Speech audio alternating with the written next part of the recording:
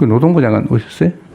네. 이게 임금에 대해서 우리가 보통 최저임금 얘기를 하고 적정임금 얘기도 하고 생활임금 네. 또는 뭐 공정임금 이거 말고 또 있어요? 원래 이제 최저임금은 법으로 정한 최저 기준을 정하는 거고 생활임금은 최저임금보다 조금 높게 지방 네, 정부별로 그런데 조례로 정하는 것이고 적정 공정임금 뭐예요 그럼?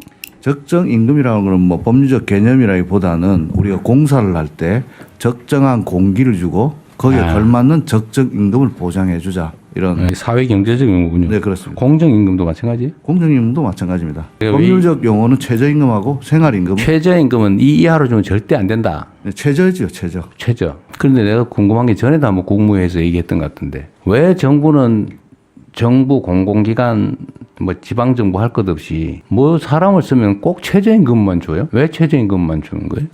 이게 지금 행안부 지침인가요? 지침이에요? 왜냐하면 최저임금은 이 법으로 이 이하는 주면 안 된다는 최저선을 금지선이지 그거만 주라는 게 아니죠.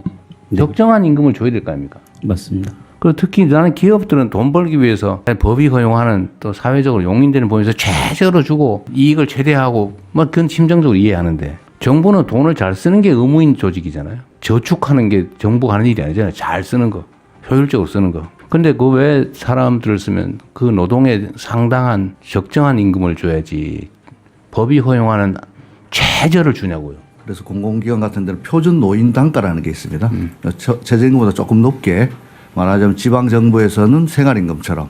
생활임금 뭐 어디 한 대는 얼마 안 되고 다 최저임금 주고 있었어요. 네, 그래서 표준 노인 단가. 다른 기관들은 어떠세요? 다른 정부들, 다른 부처는 어떠세요? 대통령 그게 이제 최저임금 말고 적정임금 예, 줘요? 그게 이제 기관별로 사실은 공무직 같은 경우 다 틀립니다. 그게 이제 출발이 좀 소위 저 부처 힘 있는 부서는 좀 높게 올라가 시작이 되고 뭐 여성 가족 즉 성평등부 같은 경우는 굉장히 높고 이래가지고 제가 예산 실정할 때는 이쪽을 많이 이렇게 올려줬습니다만 한꺼번에 되지는 않고. 특히 공무직, 뭐 일용직, 비정규 이건 거의 예외 없이 최저임금을 주고 있는 것 같아요. 그게 마치 당연한 것처럼. 일종의 기준이 되어버렸습니다. 그런데 이거를 뭐 노동부에서 좀 무슨 선전 작업을 하든지 해서 이걸 인식을 바꿔야 해요. 최저임금은 법이 허용해서 절대로 그 이하로 주면 안 되는 금지선이지 그 권장되는 임금이 아니잖아요. 네, 그럼 정부는 적정하게 노무의 대가에 상당한 대가를 줘야죠. 그래서 이것도 그래서 뭐든지 최저임금을 주는 게 마치 잘하는 것처럼 생각하는데 그렇게 하면 저는 안 된다고 생각해요. 적정임금을 줘야지. 각 부처에서 고용을 할 때 이럴 때도 특히 비정규직에 대해서 일용직이든 뭐 이런 비정규직에 대해서는 더더욱 적정임금을 줘야 된다. 그리고 제가 전에도 한번 말씀을 드렸는데 똑같은 노동에 대해서 똑같은 대가를 지급하는 건 일반적인 상식이잖아요. 그래야 되는 거지. 네.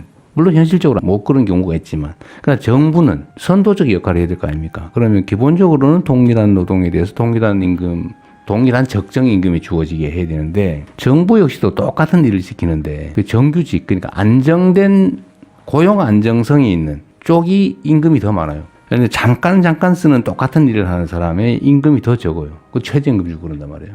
근데 원래는 저는 반대가 돼야 된다고 생각해요. 고용 안정성이 떨어지면 그에 대한 보상도 더 추가로 줘야 된다. 이게 이제 호주 같은 데가 그렇게 하고 있다는 거 아닙니까?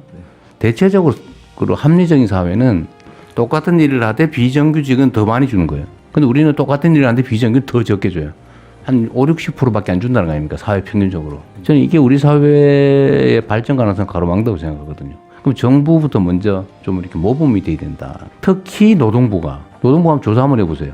소속 기관 또는 아니면 노동부 자체가 고용 임시직으로 누군가를 쓸 때 정말로 적정 임금을 주고 있는지. 제가 보기엔 거의 최저임금 주고 있을 겁니다. 정부 전체적으로 공공영역, 공기업 이런 데도 이 임금에 대해서는 좀 생각을 근본적으로 바꿀 필요가 있으니까 노동부가 그거 좀 챙겨보세요. 알겠습니다. 우리 정부가 공공부문의 모범적인 사용자로서 그럼요. 할 수 있도록 대한민국 최대 사용자가 정부 공공기관 아닙니까?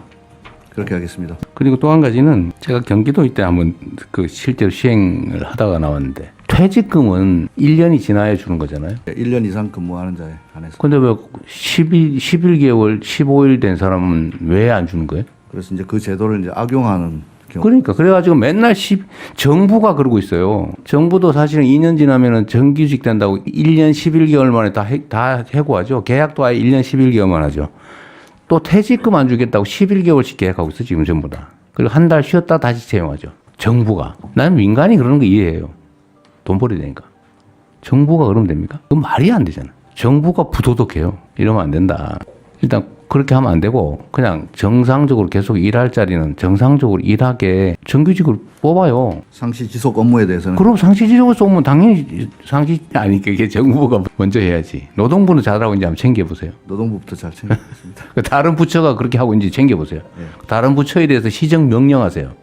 알겠습니다. 다른 부처에 대해서. 다른 부처는 시정 명령 당하기 전에 미리 알아서 정리하십시오. 그러지 마십시오. 그리고 1년 지나면 10%를 더 주는 거잖아요. 쉽게 말하면 대충. 한 달치를 더. 한 달치 더 주는 거잖아요. 12분의 1. 그 전에도 주세요. 웬만하면. 그래서 이걸 공정임금. 그래서 나갈 때 더 짧으면 더 많이 줘야 된다고요. 한 달밖에 일 못한 사람은 12분의 1을 줄 게 아니고 더 줘야지. 그렇게 못할 망정. 근데 그것도 연구를 좀 해보세요. 더 어려운 사람이 더 억울하게 하면 안 되죠. 알겠습니다. 똑같은 일을 하면 똑같은 조건을 못 해준 망정. 불안정하고 힘없다고 적게 주면 되겠습니까? 이게 사회적 문화이기도 하거든요. 제가 꽤 길게 얘기한 이유를 잘 감압해 주시기 바랍니다. 예, 명심해서 잘 준비하겠습니다.